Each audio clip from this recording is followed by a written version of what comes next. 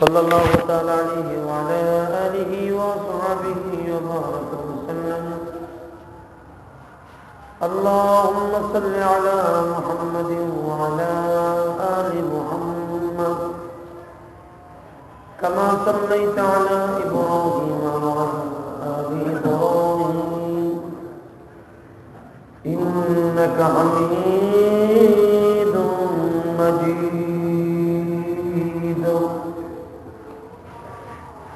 نحمده ونستعينه ونستغفره ونؤمن به ونتوكل عليه ونعوذ بالله من شرور أنفسنا ومن سيئات أعمالنا. من يهده الله فلا مضل له ومن يضلله فلا هادي له. الذي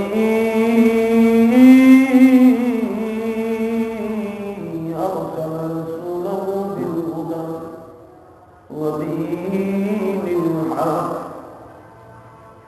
ودين الحق ليظهره على الدين كله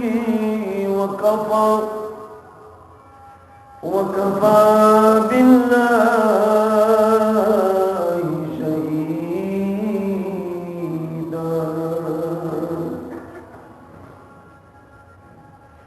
أما بعد فقد قال الله تبارك وتعالى: فأعوذ بالله من الشيطان الرجيم. بسم الله الرحمن الرحيم.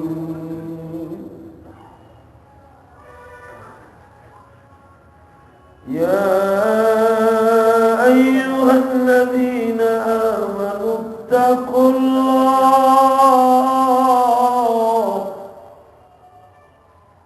ولتنظر نفس ما قدمت لغد واتقوا الله إن الله خبير بما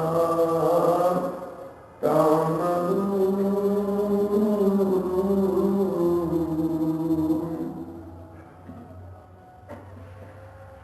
وقال الله تبارك وتعالى في شان حبيب: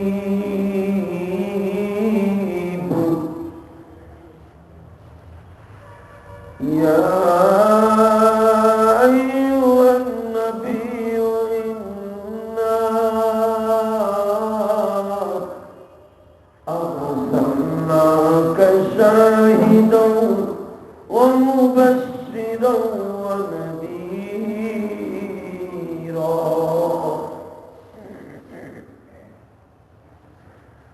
وداعيا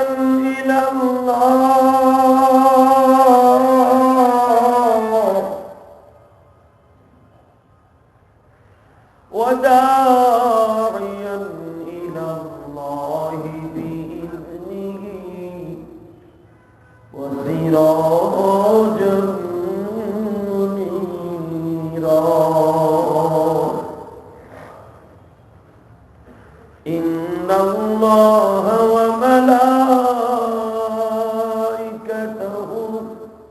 يصلون على النبي يا أيها الذين آمنوا صلوا عليه وسلموا تسليما. لا إله إلا الله لا إله إلا الله لا إله إلا الله لا إله إلا الله لا إله إلا الله لا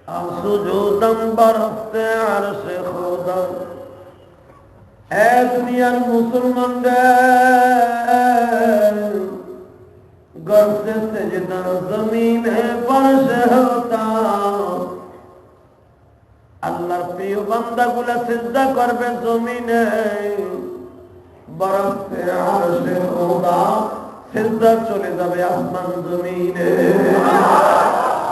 সিজদা করবে জমিনে জমিনের থেকে সিজদা চলে যাবে আসমানে সুবহানাল্লাহ এই আমার প্রিয় বন্ধুগণ যখন আল্লাহর কোন পাগল আল্লাহকে পাইবার জন্য একবার আলহামদুলিল্লাহ বলবে আসমান জমিনের মাঝে যত মাখলুক আছে কিয়ামত পর্যন্ত তার জন্য দোয়া করার জন্য রেডি হয়ে যাবে আসমান জমিনের মাঝে কি গাছগাছলা বৃক্ষলতা ফেরেশতাকুল আছে না নাই আমার রাসূল বলেন ফেরেশতাদের মৃত্যু নাই শুধু কিয়ামতের আগে তাদের মৃত্যু হবে মানুষের মতো এরকম কম হায়াত দিয়ে আল্লাহ তাদের বানায় নাই ফেরেশতাদের মৃত্যু শুধু একদিনই হবে কয়দিন ফেরেশতাদের মরণ কয়দিন আর আমাদের মরণ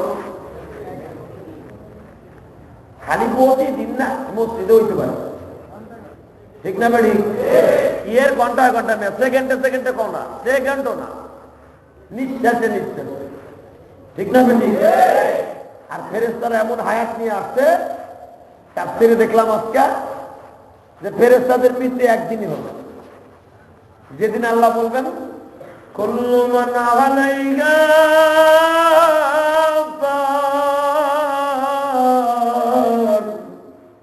সব শেষ হয়ে যাবে ওয়ায়াবকা ওয়াজহু রাব্বিকা যুল জালালি ওয়াল ইকরাম বাকি থাকবো আমি একা সব মেরে লাগবে তখন মরার দায়িত্ব তো আজরাইলের হাতে নাকি কথা বলেন নাকি মারার দায়িত্ব কার হাতে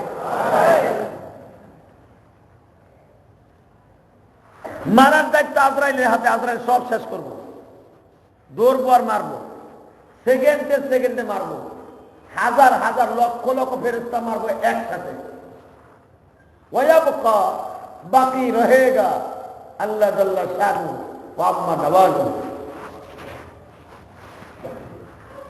তখন আজরাইলের মারা শেষ জিবরাইলের মারা শেষ মিকাইলেও শেষ ইসরাফিলেও শেষ যে ইসরাফিল কিয়ামতের মাঠ কায়েম করবো সিংহায় ফু দিয়া এমনি বয়ে রয়েছে সিংহা ডালে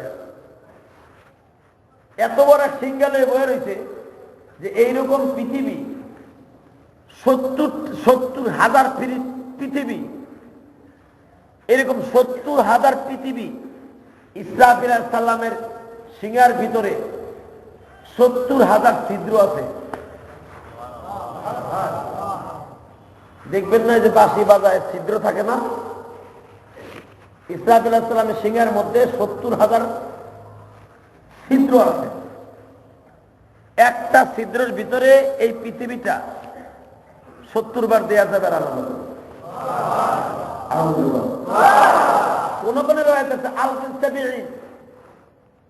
৭০,০০০ বার দেয়া যাবে এরকম ৭০টা পৃথিবী এক জায়গায় করে একটা বাঁশির ছিদ্রের মধ্যে দেওয়া যাবে তাহলে যার ছিদ্র এত বড় ওই বেটার গালটা কত বড় যার গালটা এত বড় আর মাথাটা কত বড় ইসরাফিল আলাইহিস সালামের মাথা আল্লাহ এত বড় বানাইছে যদি অবিশ্বাস করেন সাথে সাথে আপনি কাফের হয়ে যাবেন যদি কোন না দেখে বিশ্বাস করি না তাহলে তো আপনি আল্লাহর বিশ্বাস করবেন ঠিক না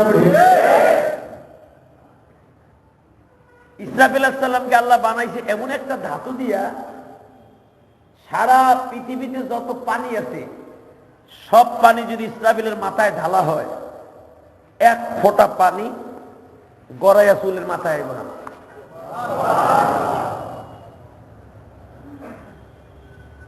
আপনি বলেন তো পৃথিবীতে কয় হাজার কোটি টন পানি আছে বলতে পারবেন কোন বৈজ্ঞানিক পারবো পৃথিবীতে হলো 3 ভাগ জল, 1 ভাগ স্থল। পৃথিবীর এমন এমন জায়গা আছে আজও পর্যন্ত কোন মানুষ যেতে পারে না। আরো জোরে বলো, আরো জোরে। পৃথিবীর এমন এমন জায়গা আছে যেখানে পৃথিবীর কোন বিমান বলেন, গাড়ি বলেন, রকেট বলেন, যাই বলেন, যাইতে পারে নাই, পারবো না। সেই শহরটার নাম হলো ইয়াজুজ মাজুজের শহর। যেই শহরে মানুষ যাইতে পারবে না, এটা আল্লাহর ওয়াদা। সূরা কাহাবের মধ্যে আছে ইয়াজুজ ওয়া মাজুজ। ইয়াজুজ মাজুজকে আল্লাহ যেখানে বসবাস করাচ্ছে, ইয়াজুজ মাজুজের সংখ্যা হলো দুনিয়ায় আদম নবী থেকে নিয়ে কিয়ামত পর্যন্ত যত মানুষ দুনিয়া আসবে এর 50 গুণ বেশি হলো ইয়াজুজ মাজুজ বানায় রাখতাম না। এত আশ্চর্য ধরনের কথা বললাম কোরআন থেকে, আপনারা সুবহানাল্লাহ জোরই দেন। ঘুমাইছিনি তোমার দুনিয়া, এটা একটা কথাও মিথ্যা না। আর এটা বেড়ে নেও ধরবো না যে এই বাহিনী কই। এমন একটা শহরে ইয়াজুজ মাজুজকে আল্লাহ রাখছে প্রাচীর দিয়া, কিয়ামত পর্যন্ত যত মানুষ জন্ম নিবে এই সমপরিমাণ মানুষ এক জায়গায় করলে এর 50,000 গুণ মানুষ এক জায়গায় করলে যত সংখ্যা হবে এর চাইতে আরো 10 গুণ ইয়াজুজ মাজুজ আল্লাহ বানাবে। এদের সংখ্যায় হাইট হবে এরা রাজা হাঁসের মতো। লম্বা কতটুকু? রাজা হাঁস। রাজা হাঁসের গলা দেখছেন না? আল্লাহ রসুল রাজা হাঁসকে, হুজুর চীনা হাঁসকে উপমা দিয়েছে, চীনা হাঁস। রাজা হাঁস তো বাংলাদেশের হিসাব, আর রসুল চীন দেশটাকে অনেক সময় অনেক উপমা দিয়ে বলতেন। চীনা হাঁস, লম্বাটা গলা। রসুল বলতেন এই হাঁসের মতো হবে ওদের বডি, এবং এদের এত শক্তি, ওই সময় যতগুলো মানুষ বেঁচে থাকবে এগুলার চিবাই খাই ফেলবে। গাছটারে ধরে আঠুর মধ্যে এইভাবে একটা গুতা মারবো, এইভাবে গুতা মারবো, এতটুকু একটা মানুষের তোমার আমার মতো বডি রে একবারে পেট দেশটা 2 ভাগ হয়ে পড়ে যাবে। এবং হাদিস আসছে বুখারীতে, এরা যখন সমুদ্রের ভিতরে নামবে, রাজা হাঁসের পাল যেরকম পানিতে নামে দেখছেন, এরকম ভাবে নামবে ওরা। এককে টানে পৃথিবীর সব পানি শুকায় ফেলাবে। এককে টানে পৃথিবীতে কোনো পানি থাকবে না, প্রাণী থাকবে না, পৃথিবীতে কোনো প্রাণী থাকবে না, ওরা সব খেয়ে ফেলবে। এদেরকে আল্লাহ ইসরাফিলকে যখন সিংহায় ফু দিতে বলবেন, সিংহার ফু দিয়া এদেরকে আল্লাহ সব মেরে ফেলবেন। ওরা যখন আসবে তখন কোনো মানুষ দুনিয়ায় থাকবে না, শুধু ওরাই থাকবে। আমার ভাইরা এটা চিন্তা করে দেখছেন, এই 10 গুণ মানুষ, যতগুলা মানুষ সংখ্যা আছে, ইসরাফিল আলাইহিস সালাতু ওয়াস সালাম কত পানি, তার মাথা কত বড়, সারা বিশ্বের পানিগুলো যদি ইসরাফিল আলাইহিস সালাতু ওয়াস সালামের মাথায় ঢালা হয়, 1 কতরা পানি, 1 ফোঁটা পানি তার চুলের মাথা পর্যন্ত আসবে না। তাহলে হিসাব করেন তার মাথা কত বড়। একটু আর একটু হিসাব করেন, এত বড় একটা বডিরে আল্লাহ বসা করে রাখতে পারবে। আর একটু হিসাব করেন গভীরে, এতগুলা জায়গা যদি একটা ফেরেশতারে দেয়, এইরকম ইসরাফিলের চাইতে আরো 50 গুণ বড় বডিওয়ালা ফেরেশতা বানায় রাখতে, বেগাইরে আমাদিন তারাও নাহা, খুঁটি ছাড়া যে আল্লাহ আসমান ঝুলায় রাখছে 8টা ফেরেশতার কাঁধের উপর। এই ইসরাফিলে 50টা ইসরাফিল এক জায়গায় করলে যত বড় বডি, যে 8টা ফেরেশতার কাঁধের উপরে আল্লাহ এই আসমানটা রাখছে। আল্লাহ বলতেছেন খালাকা সাবআ সামাওয়াতিন তিবাকা মা তারা ফি খালকির রহমান মিন তাফাবুত। আমার আসমানের দিক তাকায় দেখ, বেগাইরে আমাদিন তারাও না, তাকায় দেখবি আমি কোনো খুঁটি লাগাই নাই, আমি শুধু 8টা ফেরেশতার কাঁধের উপর আমি 7টা আসমান রেখে দিয়েছি।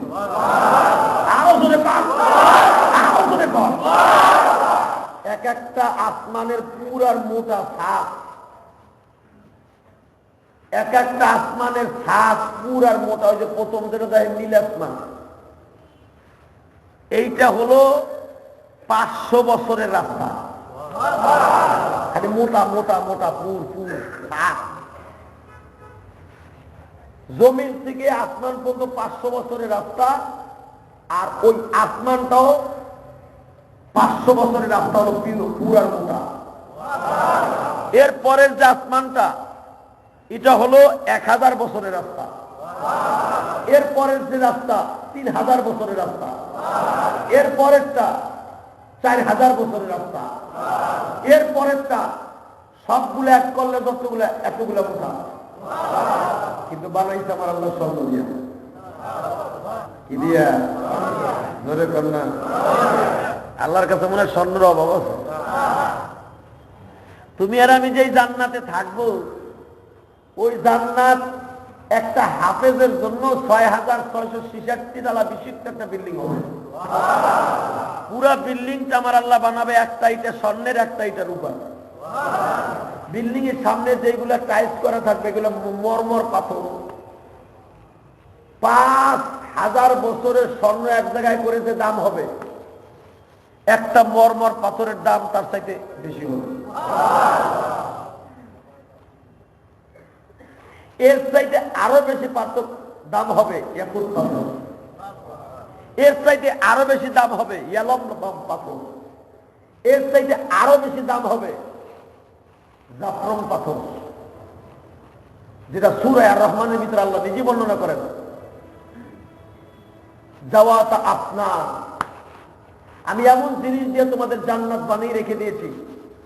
জাওয়াতা আপনান, আপনান বলা হয় আল্লাহর কুদরতি ধাতু দিয়ে এক শ্রেণীর টাইল,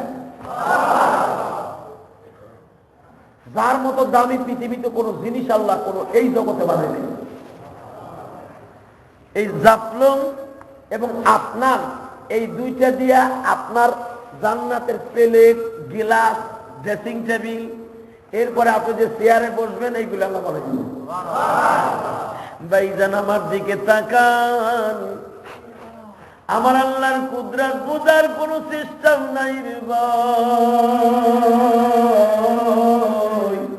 এই জন্যই তো আমার আল্লাহ বলছে তোর মুখ থেকে শুধু একবার আলহামদুলিল্লাহ শুনতে চাই। একবার যখন আমার আলহামদুলিল্লাহ দিয়া খুশি করবি, এত দামি জিনিস তোর জন্য বরাদ্দ করে রেখে দিয়েছি, তুমি আর কোন বৈজ্ঞানিকের মাথায় ধরবে না। আমি বাবুর কি, আমার কুদরত কি গো বান্দা।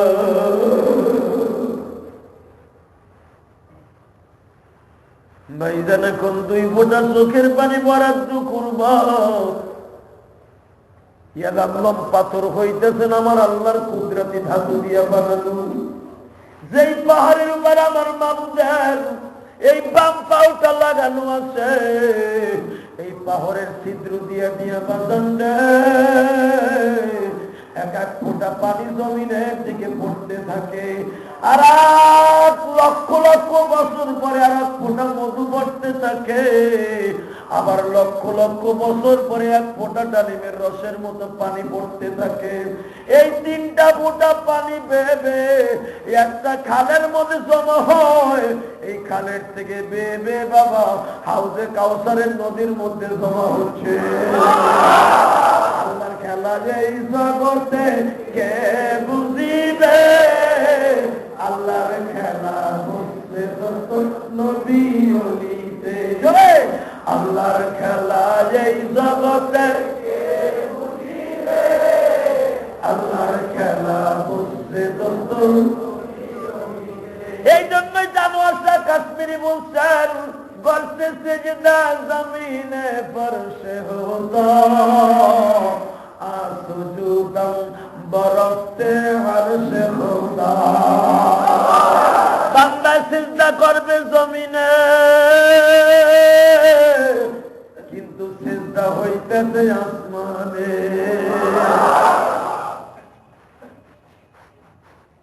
আর যেগুলা সিজদা না দেয়, এই জন্য দেখবেন বাংলাদেশের এক শ্রেণীর বন্ড পীরেরা কয় সেজদা তো পীর রে দেয় না, সেজদা দেয় আসমানে। ওরে বন্ডর বন্ড, এই মাথাটা এমন একটা দামি, এই মাথাটা শুধু আল্লাহ পাক তার কোরআনের মধ্যে বলেন, আল্লাহ তার কোরআনের মধ্যে বলেন এই মাথাটা শুধু আমার জন্যই খাওয়া, দুনিয়ার আর কারো জন্য নয়।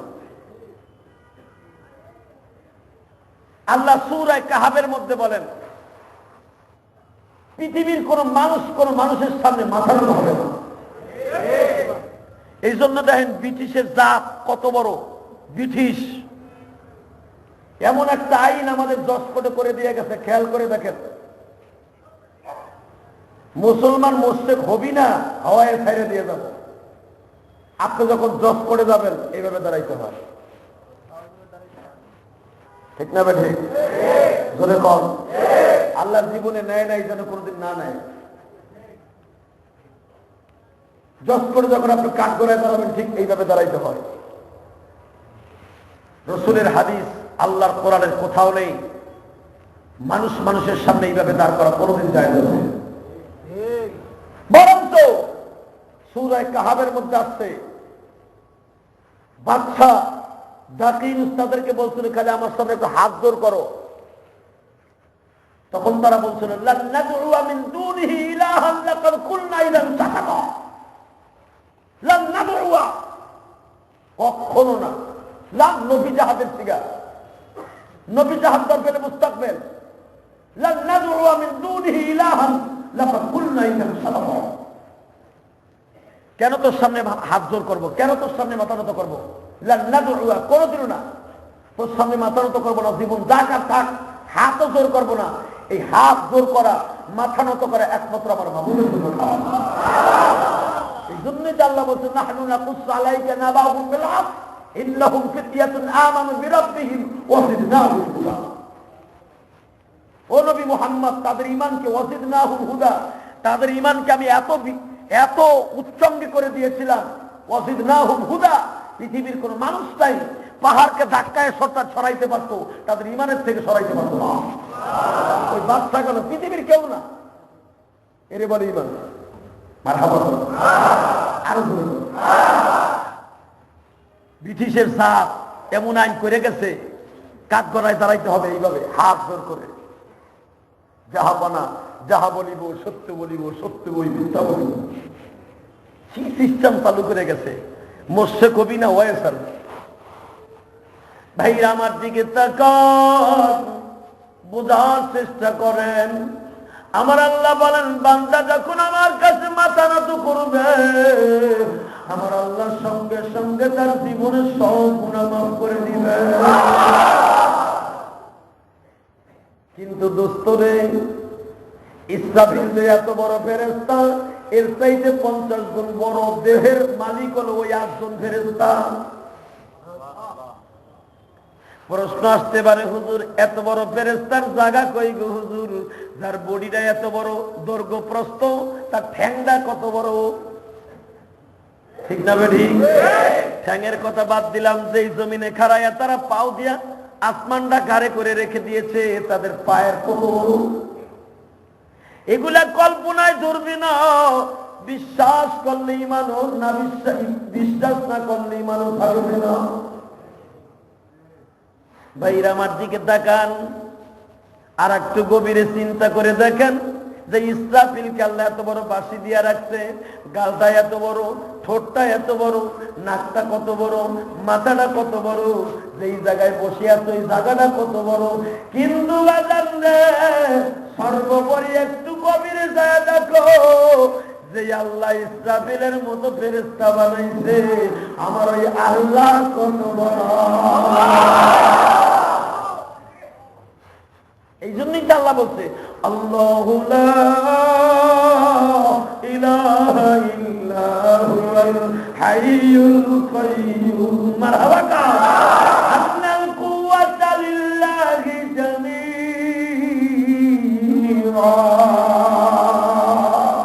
এখানে শেষ না, তাবারাকাল্লাযী বিয়াদিহিল মুলক।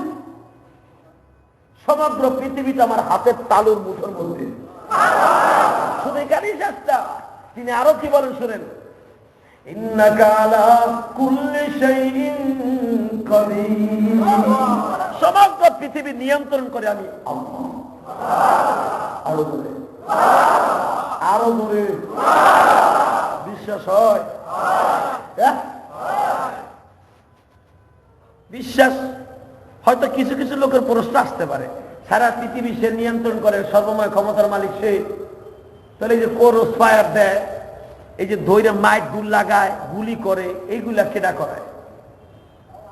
আসতে পারে না? এগুলো আপনার কর্মফল। এই যে র্যাবে তোমার গুলি করে মারে, ভালো মানুষের মারেনি।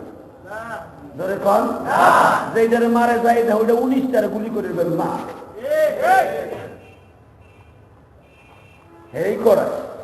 ঠিক না? আমার মতো আমরা দৈরা পারলে কোরস পার দিত কন্ত, আমারও তো দৈরাও না নেয়, ধরে নিয়ে ওই গাবতুলির বিলের মধ্যে নিয়ে ওকে হুজুর আর এই আকাম করে না, ছেড়ে দিলাম দরকার, বরং তো সালামল কি দিব, নামাজের টাইমে লোক হবে না, হ্যাঁ আমরা নামাজ করি। ঠিক না? এটাই আমার আল্লাহর খেলা। ভাইরা আমার দিকে তাকান, আর একটু গভীরে চলে আসেন। যে আল্লাহ ইসরাফিলকে এইভাবে বানাইছে, এই ইসরাফিলের যে মার দিয়া মারবো, ওই আজরাইল কত বড়? মারহাবা। আজরাইলের বডি সম্পর্কে আমার নবী বলেন, আমি চতুর্থ আসমানে আজরাইলের চেহারাটা 1 সেকেন্ড দেখছিলাম, 1 সেকেন্ড। আমি নবী আজরাইলে দেখে একটা শিক্ষা দেবে উঠে গেছি। ও আজরাইল, এই যদি তোমার বডি হয় তাহলে এইভাবে কোনোদিন দুনিয়া যাওনি। কয় হুজুর কোন কি? যাই না মানে জামু কবে? কয় আপনার চাচা আবু জাহেলের জন্য মারবো, আপনার চাচা আবুল হাইবারের জন্য মারবো, আপনার বংশীয় চাচা উতবা সাহেবের মারবো। নবীর ঘটনা তো মিরাজের রাত্রে, আর আবু জাহেল আর উতবা সাহেবা মোর বল বদরের মাঠে মদিনায় যাওয়ার পরে। নবী কয় কি কইলা? তুমি আবু জাহেলকে মারার সময় এই বডি ধারণ করবা? কোন কি? এ তো মাঝে মাঝে আমি ধারণ করি। বেঈমান গুলার জান যখন কবজ করি তখন আমার মাথা থাকে আসমানে, জমিনে থাকে পা, আমার বডিতে থাকে সারা পৃথিবী, সব জায়গায় সারা পৃথিবী জুড়ে বয়ে থাই। ওহুদ পাহাড়ের চাইতে বড় বড় থাই আমার একটা দাঁত। বিশ্বাস হয় না? বিশ্বাস হয় না? নামাজ নামাজ না পড়ে আকাম কুকাম করে মরে দেখেন, তারপরে বিশ্বাস হইব। সেদিন বিশ্বাস হইব যে আপনার চেহারা। বাইরা আমার দিকে তাকান, উম্মতের কান্ডারি, উম্মতের বন্ধু, উম্মতের কান্ডারি, উম্মতের বন্ধু, মেহনতি মানুষের বন্ধু। যখন এই কথাটা শুনলেন আজরাইল রে, যেই বডি দেখে আমি বেহুশ হয়ে গেছি, এই বডি লইয়া যদি আমার উম্মতের কাছে যাও, আমার উম্মত বেঈমান হয়ে যাইব। কারণ আমার উম্মত তোমার হাত থেকে বাঁচার জন্য আমার মওলারে ভুলে যাইব। ও বাজান, এখন দিলটার সরাসরি আমার মাহবুবের দিকে লাগান। আজরাইল আলাইহিস সালাম যখন জিবরাইলকে মারবে, যেই জিবরাইলের ক্ষমতা বাজান, জিবরাইল যেই পাখা দিয়ে উড়িয়ে জমিনে আসতেন, ওই জিবরাইলের 6000 পাখা আছে। এক একটা পাখার মধ্যে 6000 করে পর আছে। তাফসীরে জালালাইনের মধ্যে আছে, জালালউদ্দিন সৈয়দী রাহমাতুল্লাহ আলাইহি বলেন, এক একটা পাখার মধ্যে 6000 করে পর আছে। এক একটা পরের কত শক্তি জানো গো দোস্ত? একটা পর দিয়ে পৃথিবীরে জিবরাইল 70,000 বার উঠাইতে পারে আর নামাইতে পারে। এর ভিতরে তার পরটা ভাঙবেও না, বাঁকাও হবে না, কেলামতো হবে না। এ বন্ধুরা, এই আজরাইলের জানটা যখন জিবরাইল, এই জিবরাইলের জানটা যখন আজরাইল কবজ করবে, আজরাইল জিবরাইলের সামনে যা বলবে, বন্ধু জিবরাইল রে, কত করছো বাহাদুরি মৌলার জমিনে, আজ থেকে তুমি পড়ে রইবা এই আসমানে, আজ থেকে তুমি রইবা পড়ে এই আসমানে। ইমাম গাজালি রহমতুল্লাহ আলাইহি মুকাশাফাতুল কুলুব নামক গ্রন্থে লেখেন, অনেক আগে মোতালা করছিলাম, আপনাদের দোয়া আমার ব্রেনটাকে আল্লাহ এমন করে দিচ্ছে, আমি যদি আমার ছাত্র জীবনে যে কথাগুলো পড়ছি ওগুলো আমার মনে আছে, কিন্তু কাজে লাগাইতে পারলাম না। দুঃখের বিষয়টা, আমি বেখেয়ালও যদি কোনো কথা শুনি অন্তত 1 বছর মনে থাকে। আপনার যেই ভাষায় যেই কোয়ালিটি একটা গালি দিবেন, ওটা আমার 1 বছর পর ওই কোয়ালিটি ওইভাবে বলতে পারবো। এই ঘটনাটা আমি পড়ছি আমার অন্তত আরো 8-9 বছর আগে, আমার আজকে মনে পড়ে গেল। আজরাইল যখন জিব্রাইলে জান কবজ করবে, জিব্রাইলের এত ক্ষমতা, 1,24,000 পয়গম্বরের সাথে একটা মাত্র ফেরেশতা দেখা করতে, সে হলো জিব্রাইল। এতবার সৌভাগ্য পৃথিবীর কোন ফেরেশতার হয় নাই। তোমার আল্লাহ বলেন একমাত্র আল্লাহর সাংবাদিক একটা ফেরেশতা, সেটা হলো জিব্রাইল। সারা পৃথিবীকে নিয়ন্ত্রণ করতে জিব্রাইল, সারা পৃথিবীর শুভ সংবাদ ভালো সংবাদ নবীদের কাছে দিতে জিব্রাইল, সারা পৃথিবীতে সর্বপ্রথম উম্মতে মুহাম্মাদের জান্নাতের সার্টিফিকেট দেবে জিব্রাইল, সর্বপ্রথম আল্লাহর কুদরতি সিয়ারটা বসাবে হযরত জিব্রাইল, সর্বপ্রথম আমার নবীর মাথা ধরে উঁচা করবে কবর থেকে জিব্রাইল। আরো জোরে কোন নেই। তোমার আমার ভিতরে যে প্রথম কিয়ামতের মাঝে হিসাব দিকে শুরু হবে, পালাটা দাড়ি পালাটা সুতাটা, এইভাবে সুতার যে রেলিংটা, আল্লাহ তাতকাউ ফিল মিজান ওয়া আকিমুল ওয়াজনা বিল কিসতি ওয়া লা তুখসিরুল মিজান, দাড়ি পালাতে লাগাবে এটাও জিব্রাইল, দাড়ি পালার উপর যে পাথর বসাবে এটাও জিব্রাইল, জান্নাতের ভিতরে প্রথম যে মানুষের কাছে শুভ সংবাদ দেবে এটাও জিব্রাইল, জাহান্নাম উদ্বোধন করবেন মালিক ফেরেশতার দ্বারা এটাও জিব্রাইল। কি মনে করলা তুমি জিব্রাইল? এই জিব্রাইল আজরাইল বলতেছে এখন পরে থাকবে আসমানে, তখন জিব্রাইল যাওয়ার আগে বলে যাবে আমি আসমানে পরে থাকবো, তুই জমিনে না, তুই ওখানে পরে থাকবি। আজরাইল মনে মনে ভাববে যে সবাই মারছি, আমার মনে মরতে খেলাটা লাগবে। আরো যখন আল্লাহ বলবেন কুল্লু মান আলাইহা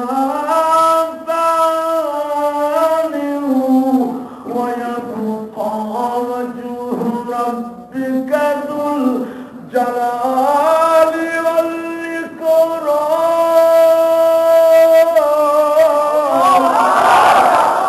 ফাবিআইয়ি আলা'i রাব্বিকুমা তুকাল্লিমান। কোনটাকে তুমি সত্য বলিবে, কোনটাকে তুমি মিথ্যা বলিবে? বান্দা, সবকিছু করবো আমি মাবুদ। কি করবে? হে মুসলমান, মিকাইল শেষ, ইসরাফিল শেষ, জিব্রাইল শেষ, ওয়ায়াবকা ওয়াজহু রাব্বিকা যুল জালালি ওয়াল ইকরাম, বেঁচে থাকবে একমাত্র আল্লাহ। এটা হলো আল্লাহর হুকুম। এখন তো বাকি একজন আছে, তার নাম আজরাইল, ঠিক না ভাই? আজরাইল জিজ্ঞেস করবে, কিরে ইয়া মালাকাল মউত, হে মৃত্যুর ডিউটি পালন করে ফেরেশতা দিগায়, বাকি আছে কেডা? তুমি আর আমি। আল্লাহ বলবে আমি বলছি কি, ওয়ায়াবকা ওয়াজহু রাব্বিকা যুল জালালি ওয়াল ইকরাম, আমি আমার কথা বলছি, আমি থাকবো, তুই তো থাকার কথা না। আমার মরতেই বলবো। এখন কান্দা, হে মুসলমান, কান্দন তো আসে না, সুদ ঘুষ দিয়া হারাম দিয়া কলবটারে আমিও নষ্ট করছি, তুমিও নষ্ট করছো, কান্দ থাকবো না। তুমি বলো এই মাখলুক গুলারে মারার পরে যখন তারে বলবে ইয়া মালাকাল মউত মুত ক্বাবলা আন তামুত, ইয়া মালাকাল মউত ওয়ায়াবকা ওয়াজহু রাব্বিকা যুল জালালি ওয়াল ইকরাম, বাকি থাকবো আমি, তোরও বলবো আল্লাহ। জানেন আজরাইলের অবস্থা তখন কি হবে? স্পষ্ট স্পষ্ট সূরা তুরের মধ্যে আসছে, সঙ্গে সঙ্গে আজরাইল এইভাবে কাঁদতে থাকবে। মাহবুবরে, গুলি যে করে ও জানে না যে মৃত্যু যন্ত্রণা কত ভয়ঙ্কর। ছুরি যে চালায় জবাই দেয় ও জানে না ছুরি চালাইয়ে মারলে কত ভয়ঙ্কর। আজরাইল বলবে, এতদিন তো আমি মারছি, আমি জানি না মৃত্যুর যন্ত্রণা কত ভয়ঙ্কর। তবে আমি যখন মানুষকে দান কবজ করতে যাইতাম, তাদের কাকুতি মিনতি দেখে আমার নিজের মায়া লাগতো না। তোমার হুকুম পালন করতে আসছি, পরে মারতেই হবে আমার। কারণ এমন এমন জায়গায় গেছি যেখানে যাই আমি আজরাইল নিজে হতভম্ব হয়ে গেছি, যেখান থেকে আমি কেমনে বাচ্চাটারে, কেমনে এই ছোট্ট বাচ্চার কোল থেকে তার মারে কেড়ে দিব। আমি মাঝে মাঝে দান কবজ করতে যে আমি নিজে হতভম্ব হয়ে যেতাম, কিন্তু হুকুম তোমার, কিছু করার নাই। বাজানলে আমি আপনাদের সামনে একটা ওয়াকিয়া তুলে ধরতে চাই। যেই দিন আমার নবীর বাবা আব্দুল্লাহ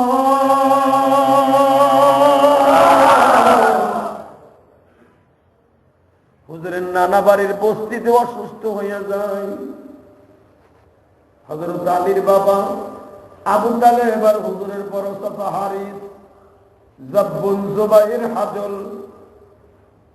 এই পাঁচজন চাচা আবু তালেবে আব্দুল্লাহর সাথে বসাও। রাত 12টার সময় আব্দুল্লাহ যখন বললেন, ভাইজান আমার বুকের ব্যথা ক্রমাগত ভাবে শুধু বেড়েই যাচ্ছে, আমি মনে হয় দুনিয়া ছাড়ার টাইম হয়ে গেছে। কিন্তু ভাইজান রে, মনের দুঃখ মনে লয়া থাকবো মদিনায়, সন্তান আমার মুহাম্মদকে দেখা রাইখো সাথে, সন্তান আমার মুহাম্মদকে দেখা রাইখো সাথে। সাই মানে আল্লাহ। এ ভাইজান, আব্দুল্লাহ যখন এইভাবে কাকুতি মিনতি করে শেরগুলা পড়তেছিলেন, আব্দুল্লাহ একটা মনের আকুল আবেদন যখন শেরের মাধ্যমে বলতেছিলেন, এই মদিনায় পড়ে থাকবো, আমার মুহাম্মদকে দেখা রাখবা মালিক শাহী, এই কথাগুলা যখন বলতেছেন, আলীর বাবা আবু তালেব বলে, ভাই মুহাম্মদ রে, তুই আফসোস করিস না রে ভাই, কষ্ট নিস না, সকাল হয়ে গেলে তোরে মদিনার সবচাইতে বড় ডাক্তার দেখাবো। তখন আব্দুল্লাহ কি বলে, এখন 2 ফোঁটা পানি বরাদ্দ করো। ভাইজান দুনিয়ার কোন ডাক্তারের কাজ হইব না, আমার চোখের সামনে এমন একজনকে দেখতাছি যারে দেখলে মানুষ এই জায়গার থেকে আর কোনদিন ফিরে যাইতে পারে না। ও আমার বাপসোলা ভাইরা, তোমাদের সম্রাট হলো নবী মুহাম্মদ রাসূলুল্লাহ। তোমাদের যাদের বাপ আজকে দুনিয়ায় নাই, অথবা সত্যকালে বাপ হারাইছো, তাদের সম্রাট, তাদের সভাপতি আমার নবীজি। আজকে আমার নবী 5.5 মাস বয়সে বাবা হারাইবে। দেখো তোমার চোখে নবীর বাবার মৃত্যুর কথা শুনে 1 ফোঁটা পানি জমেনি, তোমার চোখে পানি জমতে দেরি হবে, তোমার বাবার কবরটা জাহান্নামের আগুন বন্ধ হইতে দেরি হবে না। পৃথিবীর শ্রেষ্ঠ বাবাদের মধ্যে আমার নবীর বাবা একজন। আবু তালেব দৌড় দিয়ে যায় আব্দুল্লাহর মাথাটা রানের পরে রাখছে, গালের মধ্যে তাবিজ ভরে ভরে বাতান পনির আর পানি দিচ্ছে, বাইরে তুই পানি খা, জমজমের পানি আমাদের মশকে আছে। জমজমের পানি যখন খাওয়াইতেছে, এখনো মক্কা মদিনায় কোন মানুষ মৃত্যুর শয্যায় সজ্জিত হইলে জীবনের শেষ পানি বাজান জমজম খাওয়াইছে। তাদের সৌভাগ্য, এই জন্য জমজম খাইতে পারে। আমাদের তো ওই ভাগ্য নাই গো ভাই। মক্কা মদিনার প্রতিটা ঘরে ঘরে বাজার জমজমের বোতল সরকারি ভাবে দেয়, প্রত্যেকটা ঘরে সরকারি ভাবে পানি দেয়। এমনকি হাজিরা যে হোটেলে থাকে প্রত্যেকটা রুমের ভিতরে 2 বোতল করে এখন সরকারি ভাবে পানি দেওয়া হয়। এখন 2 ফোঁটা পানি বরাদ্দ কইল। আবু তালেব যখন তার জীবনে শেষ জমজম খাওয়ায় দেয়, জমজমের পানিটা জিহ্বায় লাগার সাথে সাথে বলে, ও জমজমের মালিক, আমার জীবনে কোনো কিছু চাওয়ার নাই, আমার পোলাটারে তুমি দেখে রেখো। যার ওসিলায় তামাম জাহান আল্লাহ বানাইছে, তার নয়নে নয়ন দিলে গুনাহ যায় ধরে। ভাইরে, যার ওসিলায় তামাম জাহান আল্লাহ বানাইছে, যার নয়নে নয়ন দিলে গুনাহ যায় ধরে। নবী আমার জান, নবী আমার প্রাণ, নবী আমার জান, নবী আমার প্রাণ। নবীর জন্য দিতে পারি আমার জীবন, নবীর জন্য দিতে পারি সাদের জীবন। এ বাপসুগা বাইরে রে, আল বিদায় ওয়ান নিহায়া কিতাবের মধ্যে আসছে, যখন আবু তালেবের রানের পরে তখন আমার আল্লাহ আব্দুল্লাহকে বলতেছে, আব্দুল্লাহ রে, তুমি তো জানো না গো আব্দুল্লাহ, যেই পোলার নাম আমি আল্লাহ রেখেছি, তোমার চোখের সামনে তার কায়া ধরে রেখে দিলাম। শুধু তাই নাই গো আব্দুল্লাহ,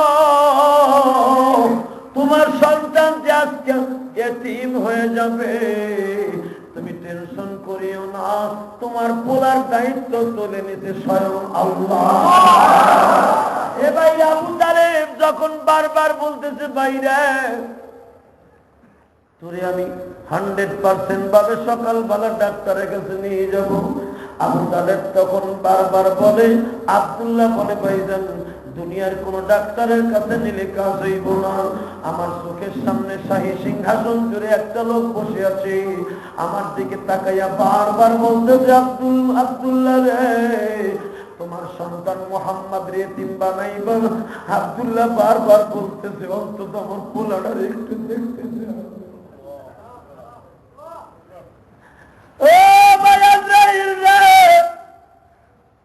আমি শুধু মক্কা শহরে একবার যাব, আমার মুহাম্মদ রে জীবনে শেষবারের মতো একবার দেখতে দাও। আজরাইল বলে, মাহবুব রে, নবীর বাবার জানটা কবজ করতে আমার কষ্ট হচ্ছে।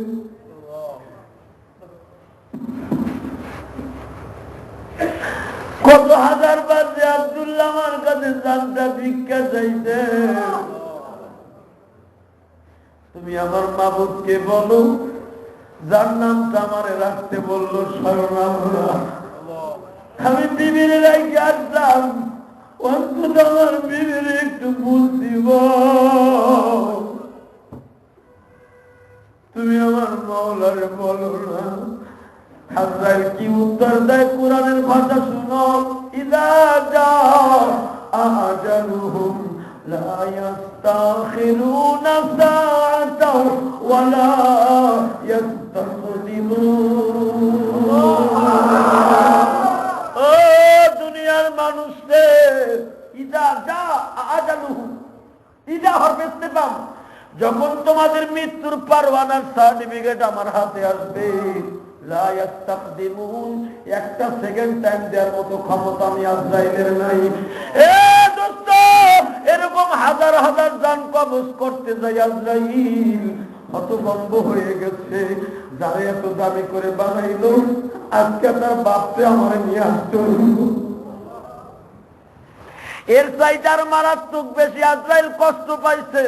বাদাম যে আজরাইল নিজের চোখের পানি ফেলে কাঁদছিল যেই সময় রাত 12টার সময় আমিনার জানটা কবজ করল। রাত 12টার সময় যখন আমার নবীর ঠোঁট আর মায়ের ঠোঁট সমান পজিশন, আমার নবী মায়ের ঠোঁটে চুমা দিচ্ছে আর বলছে, মা গো, জীবনে বাপ কেমন দেখলাম না, বাবার কবর দেখতে আইসে তুমিও থাইকে যাবো মা,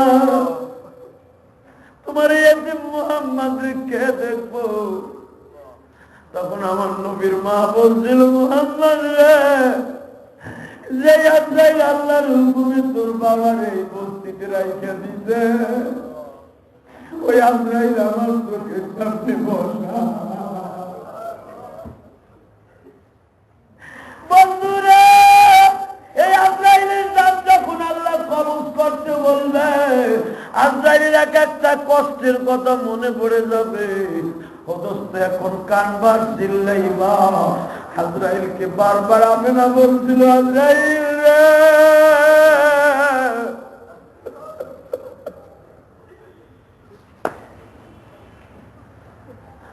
তুমি তোমার মালিক রে বলো,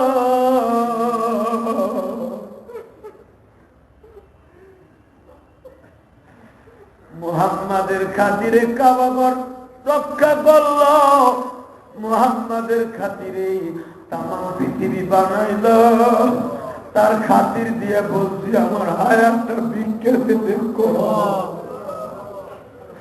আমার পাশে মনে যায় রে আজরাইল, দেখ আমার মুহাম্মদ কেমনে মামা করে কান্দে রে। আমার মুহাম্মদ একবার আমার মার পার কাছে যায়, আমার মাতার কাছে এসে বলে, মা তুমি আসো, মা তুমি আসো। বারবার বলে, মা তুমি কথা কও, মা কথা কও। আজরাইল দেখ, আজরাইল দেখ, তোর মালিকের কি মায়া লাগে না রে, যারে এত দামি করে বানাইছে, আজকে তার মা এত কাকুতি মিনতি করে, তোর কি মায়া লাগে না রে আজরাইল? বাজার এই কাকুতি মানতিটা তুমিও করবা, আমিও করব, কারণ মানুষের জবাব তখন আল্লাহ বন্ধ করে দিব, অন্তরের মুখ দিয়ে সবাই কাকুতি করতে থাকে, আজরাইল রে, আজরাইল আমার বাচ্চাটার খাতিরে দিও না, দিও না। যখন কোন মা হাসপাতালে বাচ্চারে ভূমিষ্ঠ করতে দেয়া মারা যায়, দুনিয়ার সব মা চিল্লায় আর কয়, আজরাইল রে, আমার জানটা নিচ্ছা নিচ্ছা নিচ্ছা, আমার এই বাচ্চারে কে পালবো বল না, আমার এই বাচ্চারে কে পালবো বল।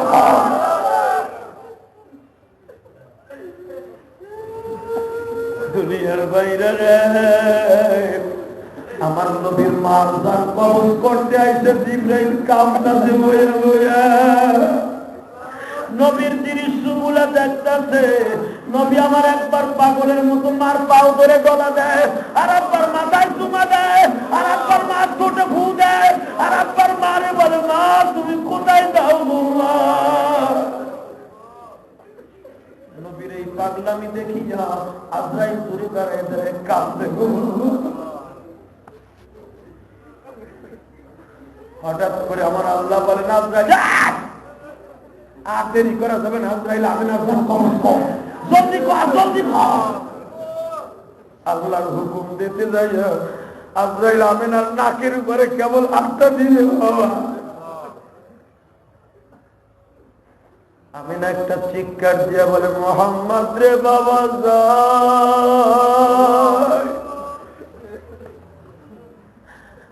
যাই গো বাবা।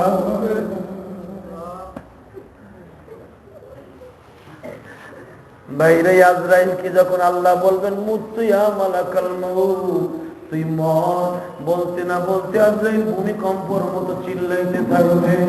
এ যুবক ভাইরা, আজকে যাদের চোখে পানি দেখছি, আজ থেকে ওয়াদা করো, ওই আজরাইল যদি নিজেই মৃত্যুর যন্ত্রণার জন্য কাঁদতে থাকবো, আমি তোমাদের দুটা পাও ধরে বলে যাই, মৃত্যুর যন্ত্রণা নামাজ ছাড়া কোনোদিন মওকুফ করানো সম্ভব না। দুনিয়ায় যে যেখানে যা করো, 5 ওয়াক্ত নামাজ পড়তে নিও, 5 ওয়াক্ত নামাজ পড়িয়া ঈমান আমল রিফাইন করিয়া, ঈমান আমলকে ঠিক করিয়া আল্লাহর দুনিয়া থেকে যাইও, কবরটা বেহেশতের বাগান হয়ে যাইও। আল্লাহু আকবার। আজ থেকে নিয়ত করো, যতদিন বাঁচবা ঈমান আমলকে শক্ত করে মরবা। দুনিয়ায় যাচ্ছি কাজ নাই, বাহাদুরি করে কোনো লাভ নেই। ঠিক না ঠিক? মনে মনে ভাববা আজকের জুমায় আমার জীবনের শেষ জুমা, আমি আর বাঁচবো না।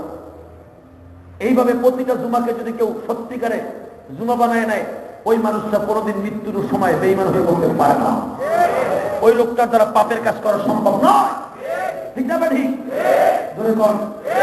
ওয়াদা করতে পারবেন? আজ থেকে যতদিন বাঁচবেন হালাল খাবার উপার্জন করবেন, সুদ ঘুষ যা কিছু করতেন ডাইনাস বাবা সব বাদ। আজ থেকে দাড়িতে মুখে রাখা 5 ওয়াক্ত নামাজ সঙ্গী বানাইয়া ঈমানকে রিফাইন করিয়া আল্লাহ দুনিয়া থেকে ঈমানের সাথে বিদায় নেবেন ইনশাআল্লাহ। ঠিক রাজি আছে থেকে হাত তুলে রাখেন আল্লাহকে। নামাজ আল্লাহ কবুল করুক, সবাই বলেন আমিন। কিন্তু দুঃখের বিষয়, এত আর শুনে আল্লাহুম্মা আমিন। ربنا ظلمنا أنفسنا وإن لم تغفر لنا وترحمنا لنكونن من الخاسرين اللهم اغفر لنا ولوالدينا رب ارحمهما كما ربياني صغيرا। আল্লাহ তাআলা তোমার বান্দাদেরকে নিয়ে তোমার শাহী দরবারে হাত তুলেছি, মেহেরবানি করে আমাদের গোটা জিন্দেগির গুনাহগুলি মাফ করে দাও। মাবুদ, যারা আমার সাথে আমিন আমিন বলছে, জানি না কার যেন মা নাই, কার যেন জনম দুঃখ মিয়া বাবা নাই,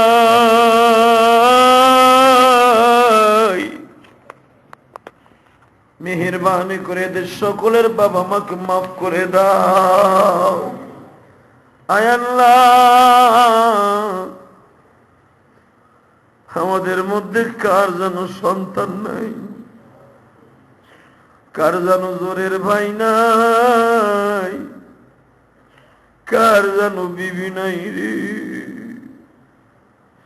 কার মনের কি দুঃখ তুমি ছাড়া কেউ জানে না।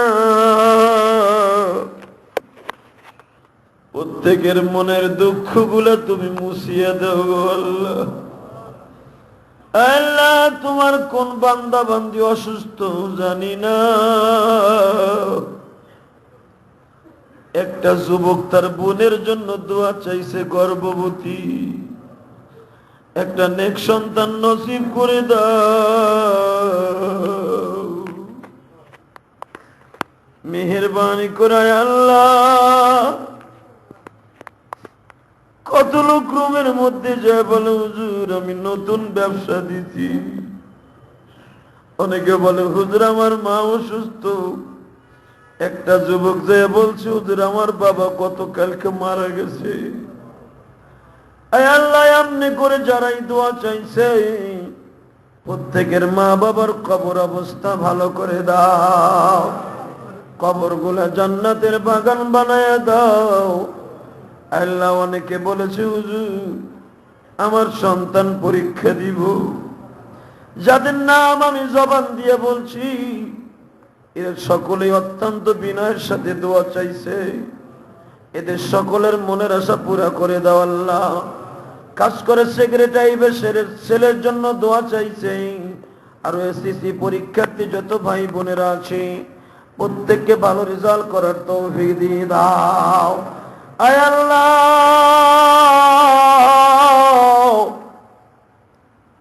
আমার অনেক যুবক ভাইরা বলে হুজুর আমরাও পরীক্ষা দিব, যারা এই পরীক্ষার্থী তাদের সবাইকে কবুল করে নাও, এদেরকে দুনিয়ার পরীক্ষায় পাস করে আখিরাতের পরীক্ষার জন্য কবুল করে নাও, এদের সমস্ত বিপদ আপদ থেকে হেফাজত করিও, পরীক্ষায় সুন্দর রেজাল্ট করার তৌফিক দিয়ে দিও।